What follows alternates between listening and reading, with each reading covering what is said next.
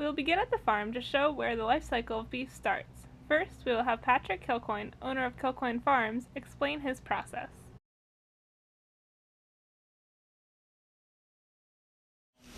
Typical life cycle of beef cattle is the calves are normally born in the spring. They'll run with their mother until about December on our program. So they're 6 to 7 months old when they're wean. They go into a dry lot, which is right next to their holding pen for the mothers all winter. They have woods and they have a spring with free access to water there. They'll be in that dry lot till spring, which will be fed dry round bales and round baleage. Then they go out to pasture as yearlings. They'll come in to my finished program at weighing about 800 to 900 pounds. At that point, they're put on the grain and hay diet. This diet will go for 4 to 8 months, depending on how the animal grows. Now we will transition into the meat processing stage. This is where the cattle are transformed into the beef products you and I are used to seeing at the supermarket every day. Patrick Kilcoyne will continue to explain. When they reach about 1,400 pounds, we bring them slaughtered. At that point, they're put in the processed cuts, and when we pick them up from slaughter, they go on our truck and delivered right to the customer.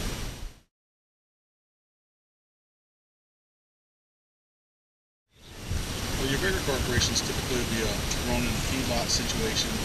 Animals are pushed on different types of feeds, antibiotics inhibited, growth hormones inhibited. Our cattle aren't fed any of that. Then though, like for a large program, I can go into a large warehouse setting, onto maybe 2 or 3 trucks before they get to the door. So whereas ours goes, the cattle go into the slaughter facility, they come out, processed onto my truck right to the door. So it's a lot greener than large corporations. This drive documents the transport from Kilcoyne Farms to Clarkson University. Using this local provider reduces the Clarkson campus's carbon footprint, as there are fewer transport steps in the process of getting from farm to table, as previously mentioned by Patrick Kilcoyne. Ladies and gentlemen, we ask you to please enjoy this musical interlude as the beef finishes its journey to Clarkson University.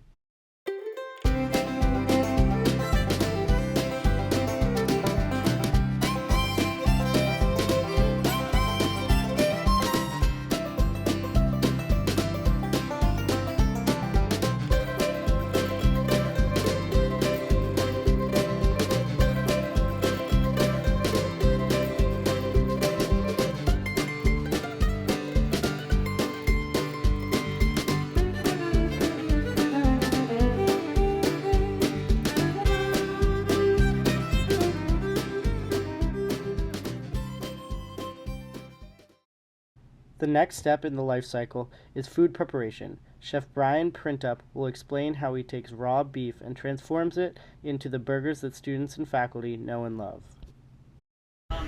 We get the beef in from Kilcoyne's. It comes flash frozen, and they have it processed in, I believe it's Corking, New York.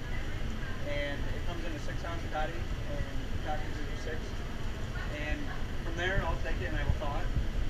And I will grill it and to the students' liking. We shy away from rare. I've had some as medium rare all the way to really well done.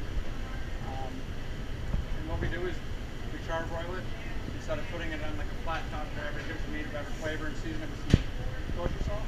And then we put it on the Kaiser roll that comes from Military Bakery in Monterey. And then everything there is all locally made as well. And then we have toppings such as cheddar cheese, bacon horseradish sauce, goat cheese, butternut squash with maple syrup that's also purchased from around the area here. Cranberries from Brazier Falls, New York, is where we get them from. Our greens come from Daniel Martin. He's the produce guy. He lives about 4 miles away. You can top it with about anything you want to. The medium right there. At this stage in the process, the majority of the beef is taken out of the cycle by human consumption. The remaining beef is categorized as food waste and will be fed to the anaerobic digester as the cycle continues.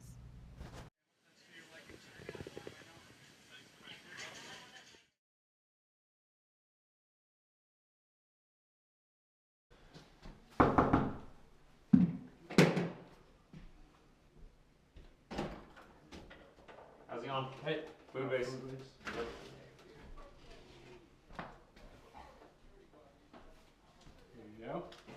much.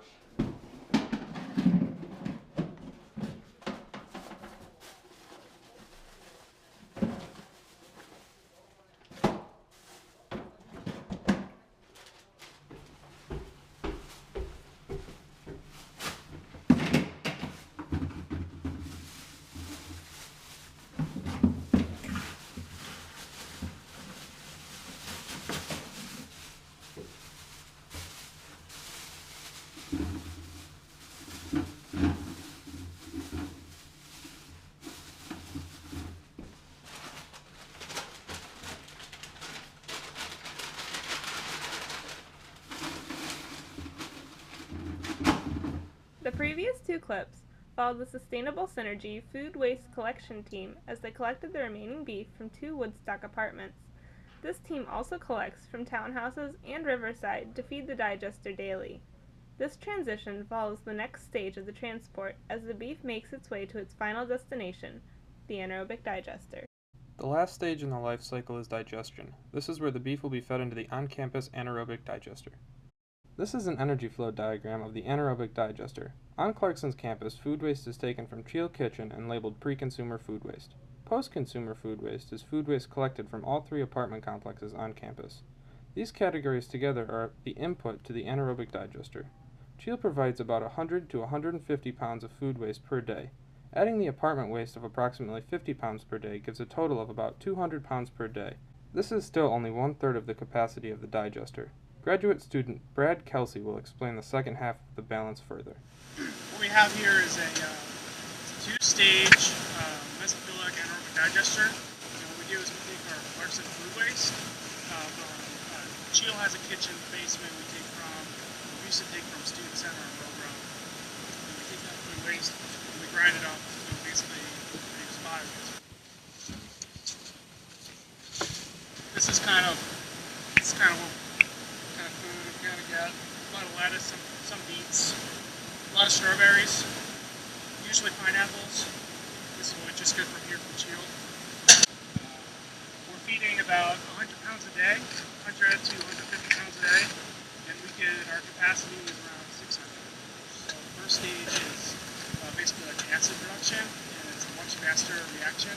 There's different types of bacteria, and so that bacteria prefers low pH, and it breaks down the food much quicker into the acids. And then we move that into our stage 2, which are 2 other tanks. So 2 is our biogas production. Methane bacteria, they eat the acids, and it's a much slower process, but we basically have 2 byproducts from it. Biogas, which is a mixture of CO2 and methane, and the other byproduct is effluent. And that effluent is called digestate, and what we're doing here at Clarkson is the Clarkson grounds crew, they actually take it and they add it to soil, and they will then put on fields, like soccer fields, and they've been doing that for the last 2 years now. So we've actually put it on some of the soccer fields, and that's because it's high in nutrients, like nitrogen and phosphorus. And we hope to have one day use that effluent as a aeroponic fertilizer in our greenhouse.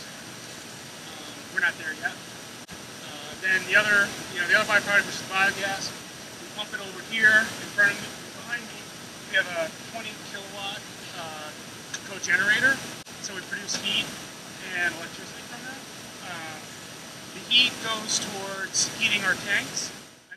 The electricity is used in the greenhouse. As previously stated, the effluent can be used as a fertilizer.